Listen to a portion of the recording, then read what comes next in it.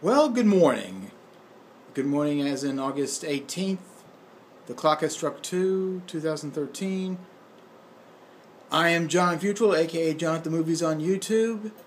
And I just got back from the Stardust Drive-In in Watertown, Tennessee for their annual 80s flashback weekend.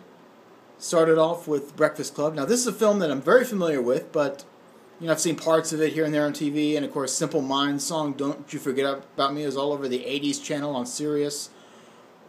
But I've never sat down and watched this film in its entirety, and this was the perfect opportunity at a drive-in, 80s night. What the heck? And last year I went and saw The Goonies, didn't care for it. Saw that one for the first time there and didn't care for it, but love The Breakfast Club. I'm shocked Judd Nelson hasn't become a bigger star because he really dominated the first part of that movie. And of course, toward the end, as everyone gets to know each other, respect what they have in common, aside from their differences, they grow. It really becomes a great film at that point. And everyone, Anthony Michael Hall, Emilio Estevez, Molly Ringwald, Ali Sheedy, even Paul Gleason as the principal. I mean, you hate the guy, but you also kind of understand where he's coming from. And just wonderful movie. It has earned its classic status. Maybe it'll be in the National Film Registry someday. It deserves it, I think. And then later on in the evening, we had The Lost Boys, which I saw in its theatrical release. Still enjoyed it. Went by fast, though, for me. Kind of weird watching Corey Haim trying to save his brother, knowing now that couldn't save himself, unfortunately. Rest in peace, Mr. Haim. And of course, also fun to see Kiefer Sutherland as a villain after he's saved the world just about every hour on 24, all these seasons. And it concluded with a documentary called Going Attractions about drive-in theaters. It's already available on DVD, but they showed it at this theater because, well, they actually featured this theater toward the end about drive-ins being revived. The documentary it's almost a history of the motion picture industry.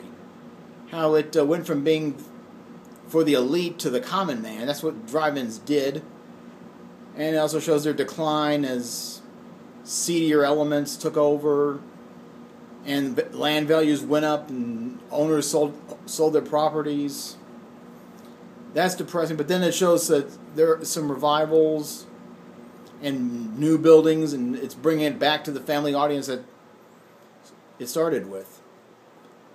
Of course, another highlight of the trip for me today was going to downtown Lebanon. I saw the Capitol Theater. Last time I was there, it was in the process of being remodeled, but now it is completely remodeled. I didn't get to go inside, but it's all fixed up. It looks great. Not doing anything this weekend, but I'll have to go to their website, see what they've got in the future. They may be doing some classic films. They had a poster for Jaws up there, and I thought, if they're showing Jaws tomorrow, I'm going to bypass Elysium in IMAX. I'm going to see Jaws for the first time on a big screen. But they're not, so that's my plans for Sunday. And I'll let you know what I thought of Elysium in my next report. Until then, this is John Futrell, a.k.a. John at the Movies on YouTube.